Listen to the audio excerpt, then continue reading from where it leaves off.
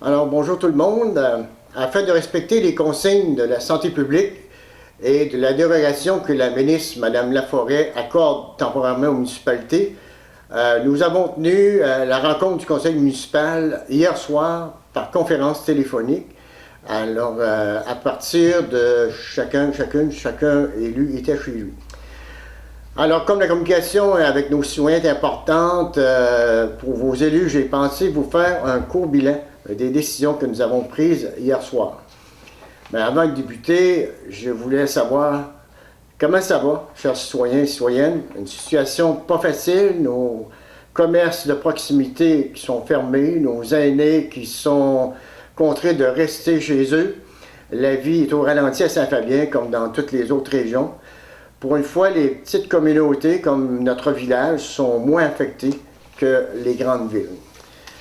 Alors, d'abord, je voudrais remercier, en fin de compte, tout le monde. Je pense que en allant prendre ma marche régulière, je vois que les gens respectent la distanciation. On voit qu'il n'y a pas beaucoup de monde et tout ça. Et puis, c'est sûr que c'est pas facile à vivre, mais voilà, je suis content de nos citoyens. Alors, dans les points à l'ordre du jour qu'on a passé, alors on a parlé du prolongement des réseaux d'égouts et d'aqueducs, le secteur du pied de la côte. C'est qu'on a dû presque tout recommencer avec l'arrivée du nouveau programme qui s'appelle le FIMO. C'est un programme qui devait être plus généreux que l'autre avant. Et pourtant, ils avaient tous les renseignements qu'on avait déposés. On est obligé de tout redéposer ça encore. Et au moment où on se parle, là, depuis le début du projet, vous savez, ça a commencé avec 60 maisons. Là, on a dû retirer les maisons, soi-disant, qui étaient trop loin entre les maisons. Et on est passé à 51, et là, on est rendu à 42. C'est-à-dire qu'ils ne veulent pas financer les chalets, les maisons qui sont considérées comme des chalets. Ils ne veulent pas financer les commerces et tout ça. Et le coût, la subvention qu'ils nous offrent, c'est 1 million. Et vous savez que le projet coûte 3,2 millions. Alors, eux autres, ils nous conseillent d'investir toute notre taxe d'assises, c'est-à-dire 843 millions, 843 000, c'est-à-dire, c'est un montant qu'on a pour les 5 prochaines années. Et même à ça, alors on est rendu à 1,8 million. Il manque 1,2 million et il y a 42 maisons considérées là-dedans. Alors, si vous faites le décompte, c'est environ 35 à 40 000 $ par maison. Il faut comprendre que les maisons ne sont pas encore branchées sur le réseau. Alors, c'est parce que la majorité des gens au pied de la côte sont branchés par en arrière de leur maison. Alors, c'est des coûts additionnels. Et qu'est-ce qui nous chicote un peu, c'est qu'ils nous ont dit, pas plus tard que la semaine dernière, que fallait pas qu'on ait choisi d'entrepreneur. Ça, on n'a pas choisi, on est allé en soumission. Et il ne faut pas avoir de résolution qui dit voici, on est prêt à accorder le contrat au plus bas soumissionnaire conditionnellement au financement. Alors, on a cette résolution-là. On l'a prise parce qu'il fallait le prendre dans l'autre programme qui s'appelait Primo. Et ça va nous disqualifier. Alors ça, on est rendu là. Mais on va faire toutes les vérifications et on est rendu là avec ce projet-là. Mais plus ça va, plus on sent que ça va être très, très difficile. Mais quand on va avoir la réponse officielle du gouvernement, on va aller consulter nos citoyens pour voir qu'est-ce que vous en pensez. Nous autres, on trouve que c'est très, très dispendieux, mais on va faire des scénarios, comment ça vous coûterait avant. L'autre projet qu'on a parlé, bon, il y a les coupes de bois. On a dû arrêter les coupes de bois. Vous savez qu'on, présentement, sur recommandation d'un groupement forestier, étant donné que les terres, les lots à bois de la municipalité avaient atteint leur maturité, ils nous ont conseillé peut-être de les bûcher parce que les arbres commençaient à tomber. Alors, on est rendu à peu près à 50% des travaux le long des étangs. Du côté en arrière de la piscine, il reste un peu de travail aussi. Et puis, on a 33 500 $ seulement pour les étangs aérés. C'est sûr qu'on se souvient qu'on a refusé 89 000 $ pour cette coupe-là. Là, écoutez, tout est arrêté, le prix du bois a baissé, alors on espère qu'on n'aura pas loin de ce montant-là, mais ça reste à voir. Mais pour le moment, on attend le signal parce que les scieries ne prennent plus de bois. Pour la rue Labrec, on a reçu déjà le chèque de 90% de la subvention, ce que c'est très rare, donc on a reçu 675 000 $. Vous savez que le montant global de la subvention est 750 000 $. Encore une fois, on ne sait pas quand est-ce que les travaux vont débuter, mais en tout cas, nous avons toutes les autorisations, on a l'argent, on est prêt à partir, mais comme vous voulez, la construction est arrêtée, il faut attendre les signes de reprise.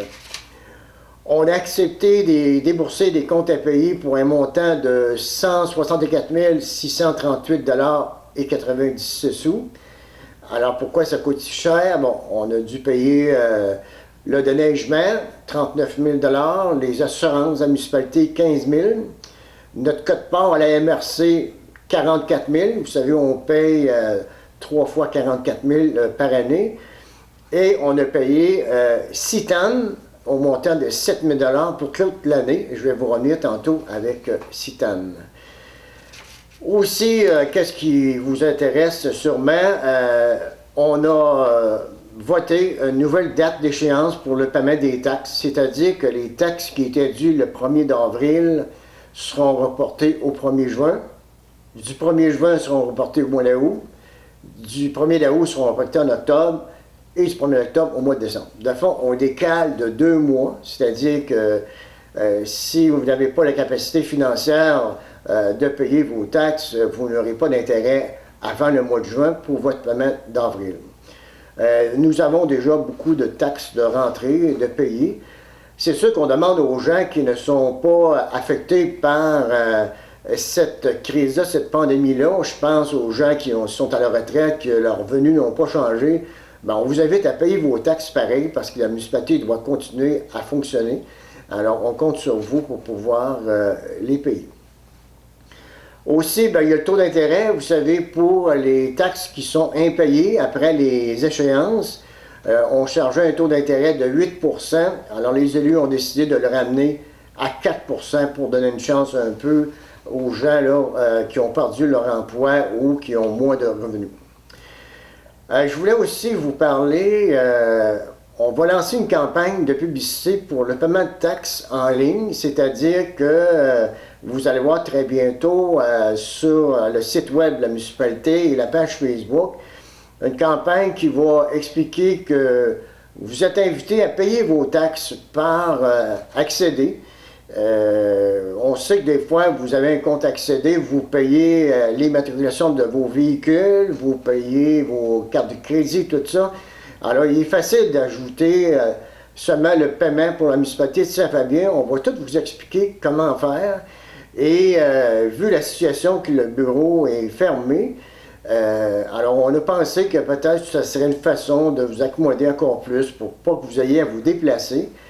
Mais encore une fois, pour ceux qui ne veulent pas, parce que c'est volontaire, il y a toujours cette boîte-là grise à l'entrée de la municipalité où que vous pouvez déposer vos chèques et puis ça, ce sera toujours là au long de l'année. Alors, cette campagne de publicité-là, elle va vous montrer avec un dessin quand vous embarquez sur accéder, la façon de procéder et tout ça. Et tantôt, on vous parlait de Citam, c'est qu'il y a présentement une nouvelle voie à la municipalité quand vous allez appeler. Ce n'est plus la directrice générale ou l'adjointe qui va vous répondre, mais ce sera bien un système. Citam, ça a été mis sur pied par la centrale 911. Très bientôt, vous allez pouvoir composer seulement 3-1 et puis ce sera votre municipalité. Alors pourquoi on a fait ça? D'abord, on avait une obligation suite aux pannes de courant et inondations qui s'est passé un peu partout au Québec. Le gouvernement nous a octroyé un montant de 12 000 $ pour qu'on ait un système pour vous alerter si jamais il arrive une panne de courant majeure, comme on a vécu, et puis à la place d'avoir beaucoup de monde qui appelle Hydro-Québec à savoir quand est-ce que l'électricité va revenir, tout ça. Alors, vous allez appeler là, eux autres, ils vont avoir l'information. Et puis, si, mettons, qu'il arrive n'importe quoi, catastrophe, même sectorielle, mettons qu'il arrive un pont qui va qui va partir à la nage ou n'importe quoi, qui va briser, mettons, dans le rang Saint-Jean-Baptiste, bon, on pourra aviser tous les gens de ce secteur-là, et puis eux autres, c'est des appels groupés. C'est un peu comme quand Hydro-Québec vous appelle, puis dit qu'il va y avoir une interruption de courant pour des réparations. Et ça vient aider aussi à nos employés, parce que c'est difficile de se concentrer quand le téléphone sonne toujours, et puis quand il arrive des imprévus, les gens constatent des bris de route, tout ça, ben, plusieurs personnes nous appellent une après l'autre. Alors, eux autres vont tous centraliser ces appels-là et ils seront là aussi pour vous aider. Ils seront là pour vous aider quand, si vous voulez payer par accéder ou toute autre nouvelle de la municipalité. Vous voulez avoir vous voulez être au courant, vous voulez, je ne sais pas, savoir comment ça fonctionne, et, pour, je ne sais pas, une licence de chien, pour avoir un permis de construction. Alors, ces gens-là vont vous renseigner, et ça, 5 jours par semaine, de 8 heures à 17 heures à chaque jour. Alors, il n'y aura pas d'interruption là, que quand les fois nos employés devaient se déplacer pour des formations, ils seront là pour prendre leur relève tout le temps. Alors, à place d'engager peut-être une personne à temps plein, un adjoint, comme les villages de notre grosseur ont, on a préféré, vu que notre adjoint veut travailler seulement 3 jours, avoir ce système-là qu'on espère que vous allez apprécier. En tout cas, on l'a signé pour 1 an, on verra après si vous aimez ça, mais déjà là, on sent déjà qu'il y a beaucoup moins d'appels qui rentrent à la municipalité, donc les gens reçoivent l'information avec ce nouveau système-là. Alors voilà pour ça. Le bureau municipal, il est fermé jusqu'à la nouvelle ordre. Hein. Nous autres, on est membres d'une fédération des municipalités du Québec qui nous demande de fermer le bureau municipal physiquement. Il faut comprendre que les employés, ils sont là. Ils répondent au téléphone, ils répondent au courriel, mais malheureusement, on ne peut pas accueillir des gens dans le bureau.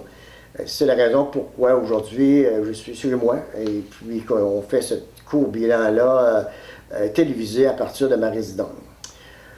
Aussi, je voulais aussi vous parler qu'on a fait un appui à Cogeco. Hein. Vous savez que présentement, il y a Sogetel et Cogeco qui ont déposé des projets au gouvernement pour pouvoir brancher tous les rangs, toutes les personnes qui n'ont pas accès à Internet à haute vitesse dans notre municipalité. Alors, ils ont soumis leur projet, puis ils demandent des appuis. On a appuyé Cogeco hier soir pour enfin, parce qu'on voit l'importance, là, surtout avec tout ce qui se passe, du travail à la maison, tout ça, d'avoir des bonnes connexions Internet, tout ça. Alors, on espère que ça va arriver rapidement. J'aimerais aussi vous informer qu'il y a des banques alimentaires, hein, vous êtes au courant, et puis nous autres, c'est le centre d'entraide familiale que vous pouvez rejoindre au 469-3988.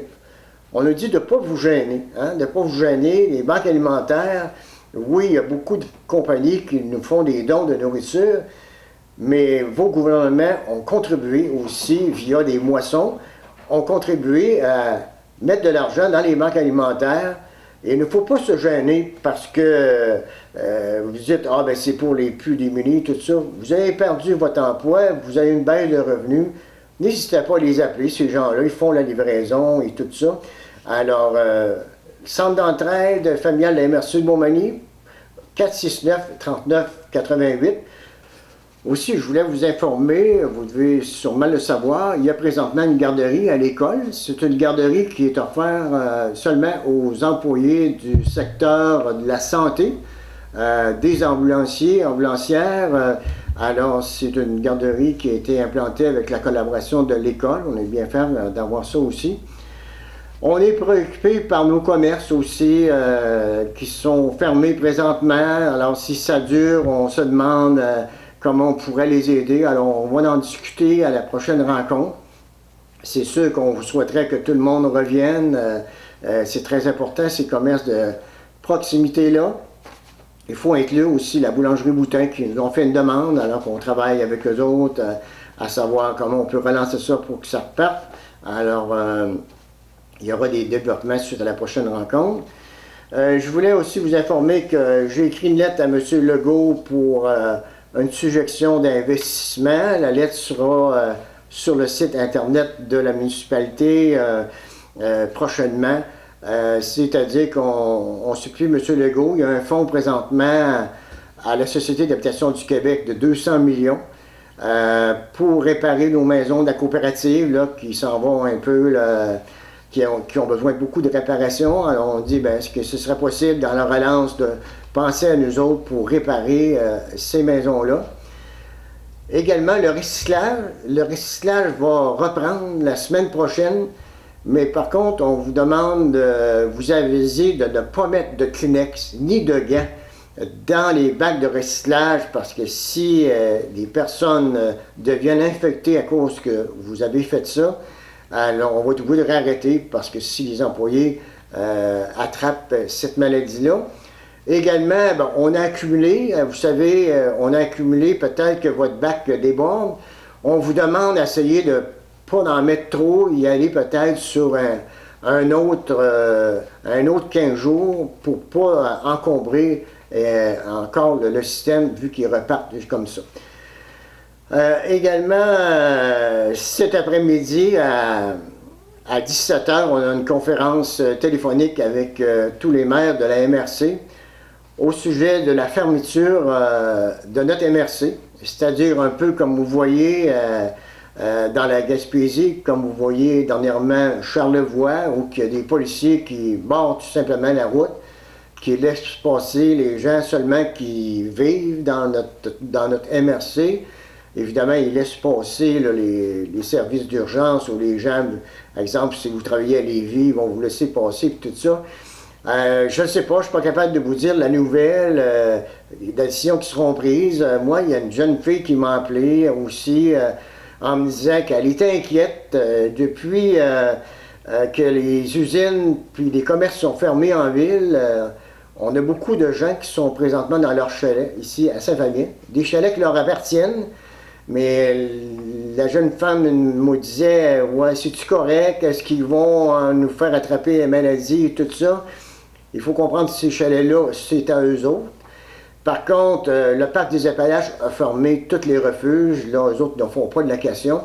Alors, on va pouvoir en discuter cet après-midi. Je vous reviendrai avec les nouvelles, soit par courriel, tout ça. Pour l'histoire de la façon de payer ses taxes par accéder ou ben non, si des gens qui n'ont pas Internet, tout ça, on compte sur vous autres pour les informer qu'on donne l'échéance pour payer ses taxes qui étaient dues au mois d'avril, qui seront reportées au mois de juin. Alors on compte sur vous autres parce que nous autres, on a juste le journal Le Réveil pour pouvoir les aviser de ça. Alors vous pouvez les aviser qu'on a reporté ces dates-là. Alors voilà, c'est un peu le résumé. Et puis je tiens à vous dire bon mois. Et puis ça va bien aller. Merci.